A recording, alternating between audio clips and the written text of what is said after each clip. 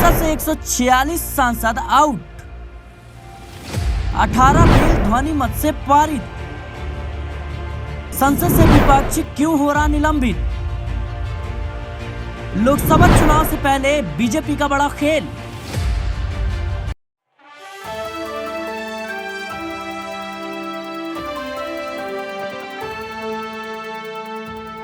तो इसलिए विपक्ष के सांसदों को किया जा रहा है निलंबित, बताएंगे आज के खबर में। नमस्कार, मैं सिराज आपके साथ, आप देख रहे हैं नेक्स्ट 9 पॉलिटिकल बाइट। आज सुबह सुबह अखबार पढ़ रहे थे और अखबार के पहले ही पन्ने पर, यानी दैनिक भास्कर की पहले ही पन्ने की रिपोर्ट में यह साफ तौर पर दर्शाया गया है कि विपक्ष के 146 सांसद बाहर।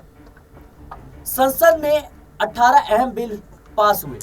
ये तमाम जो सवाल हैं अब बीजेपी पर उठते हुए शुरू हो चुके हैं, क्योंकि कहीं ना कहीं विपक्ष के सांसद लगातार जो है अब संसद की सदस्यता से निलंबित किए जा रहे हैं, जिसको लेकर तमाम सवाल अब उठते हुए नजर आ रहे हैं। इस मुद्दे पर हमसे बात करने के लिए हमारे साथ मौजूद है अमन सर।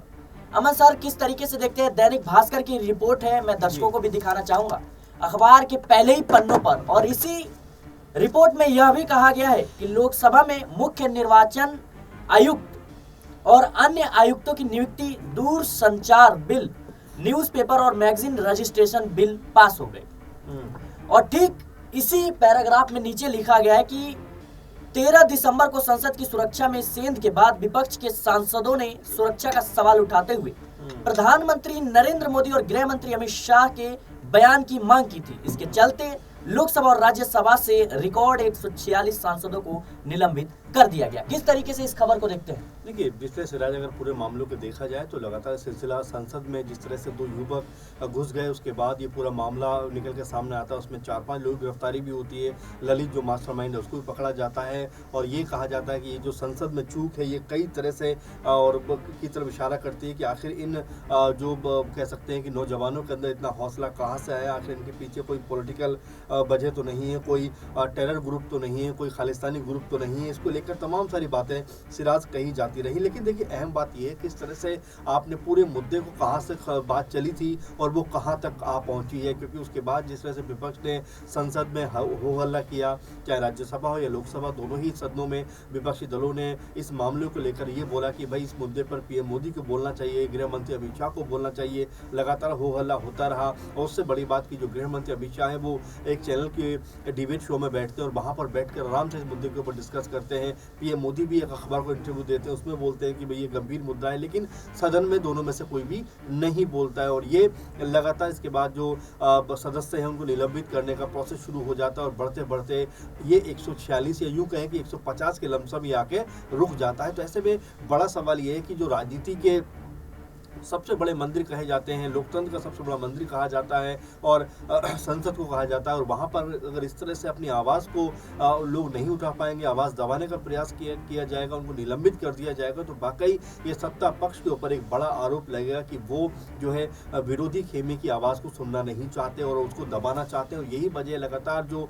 तमाम सारे सांसद के खिलाफ आ जाते हैं और यहीं बीजेपी को मौका मिलता है, वो 18 के आसपास जो कह सकते हैं कि बिल है उनको पास कराता है। तो ये ऐसे मामले हैं जिसको लेकर लगातार बीजेपी घिर भी रही है, लगातार उसके ऊपर बात भी हो रही है। और जिस तरह से आज एक बड़ा मार्च कांग्रेस पार्टी निकाल रही है कि जिस तरह से बीजेपी अपनी मनमानी कर रही है उसके खिलाफ आज पूरे देश भर में कांग्रेस पार्टी और तमाम जो दल है उनका एक तरीके से विरोध प्रदर्शन भी है और राहुल गांधी भी जंतर मंतर में पहुंचने वाले हैं। तो लगातार जो खबरें आ रही हैं ये इस पूरे मामले को लेकर सिराज वो यही बता रहा है कि कितनी गंभीर है ये चीज़ें कि आखिर आप एक विपक्ष जो है उसको खाली कराकर बहुत सारे जो कह सकते हैं कि विधेयक को पास करा लेते हैं, उनको जो है कानूनी शक्ल दे देते हैं। लेकिन क्या ये लोकतंत्र की हत्या नहीं है? क्या लोकतंत्र का माखौल नहीं है, मजाक नहीं है? और जिस तरह से लगातार बीजेपी का रुख देखने को मिल रहा है उसी को लेकर तमाम जो विरोधी खेमे विपक्षी पार्टियां इसके ऊपर हो हल्ला कर रही हैं। जी बिल्कुल, जिस तरीके से आपने बताया कि लोकतंत्र पर कहीं ना कहीं खतरा मंडराता हुआ नजर आ रहा है, लोकतंत्र पर हमला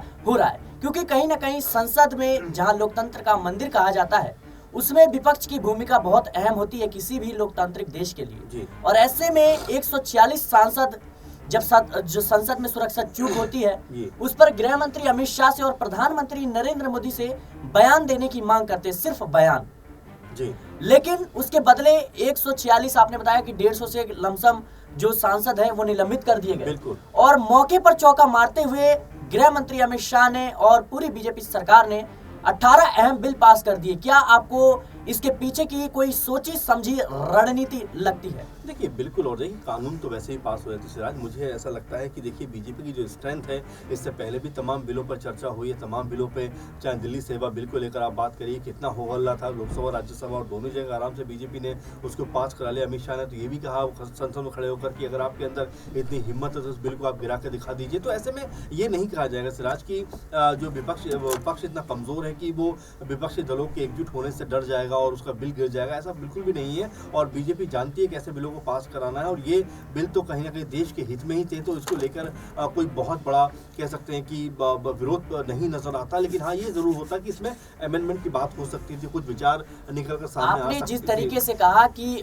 बिल तो है पास हो जाता था, निश्चित तौर पर बीजेपी का इस समय दबदबा है जी। लेकिन आपको यह नहीं लगता कि जो सांसद निलंबित हुए हैं वो कई लाखों लोगों के आवाज है, जो चुने हुए सांसद होते हैं, ऐसे में उनकी आवाज को भी संसद तक नहीं पहुंचाया गया, उनकी आवाज को भी दबाया गया? कहीं ना कहीं ये एक बड़ी साजिश या एक यूं कहें कि लोकतंत्र के हत्या के रूप में नहीं देख रहे? देखिए मैं वही आपसे बात कर रहा था, मैं कंटिन्यू करूंगा कि जिस तरह से बीजेपी का दबदबा है और राज्यसभा और लोकसभा दोनों के अंदर से कोई छुपी हुई और वैसी बात नहीं है कि हाँ ये कि मैं अलग बात कह रहा हूँ, ये बात सबके सामने जग जाहिर है। तो ऐसे में उनके लिए बिल पास कराना कोई मुश्किल की बात नहीं थी। लेकिन हाँ, उसी बात को मैं कह रहा था कि देखिए, लेकिन जब लोकसभा में या राज्यसभा में दोनों जगह पर विपक्षी लोग होते हैं तो उसके ऊपर फिर रायशुमारी होती है, कुछ अपनी बात रखते हैं और उनको बात रखने का मौका दिया जाता है। अगर कहीं कोई खामी है तो उसके ऊपर विचार किया जाता है। तो ये लोकतंत्र का मतलब यही है कि सबकी सुनी जाए, चाहे सत्ता पक्ष में या फिर विपक्ष में, सबकी आवाज एक जो है मुद्दे पर निकल के आए। और देखिए, कोई भी चीज से सहमत असहमत होने का मतलब ये नहीं है कि हम उसके घोर विरोधी हो गए। हम ये कहना चाहते थे कि भाई इसमें ये चीजें और प्लस हो सकती थी, या ये आपने ज्यादा कर दिया, इसको थोड़ा सा कम करिए आप। तो कुल मिलाकर विपक्ष की राय भी बहुत जरूरी है। लेकिन हाँ, जिस तरह से बीजेपी ने या यूपीए केंद्र सरकार ने जो रुख दिखाया है, लगातार जो सांसदों को सस्पेंड किया है, मेरे ख्याल में इतिहास में पहली बार घटना है भारत के इतिहास में ये। और ये काफी ज्यादा परेशान कर रही है कि क्या वाकई अब लोकतंत्र का यही हाल होना है? क्या वाकई लोकतंत्र अब इस तरह से चलेगा? और क्या जो बीजेपी है उसने मान के चल लिया है कि हमें अब फर्क नहीं पड़ता है विपक्ष क्या सोचता है, क्या कहता है, हमें जो करना है वो हम करेंगे, क्योंकि हमारे पास नंबर ऑफ वोट है, नंबर ऑफ हमारे पास मेंबर हैं कि उसे हम पास करा सकते हैं। तो ये जो चीजें हैं ये बता रही है कि बीजेपी लगातार इसको कहीं ना कहीं इस तरह पेश कर रही है कि उनको फर्क नहीं पड़ता कि विपक्षी दल क्या सोचते हैं, क्या कहते हैं, लेकिन हाँ, उनको जो करना है वो अब करेंगे। तो इससे ये मनमानी वाला जो फैक्टर नजर आता है ये ज्यादा हो जाता है। और कम से कम बीजेपी को उसके ऊपर अपनी एक बेहतर सोच निकालनी चाहिए, क्योंकि सत्ता में, लोकतंत्र में सत्ता और विपक्ष दोनों अहम भूमिका निभाते हैं। लेकिन जिस तरीके से आपने बात की कि लोकतंत्र में सत्ता और विपक्ष के दोनों ही महत्वपूर्ण भूमिका निभाते हैं, लेकिन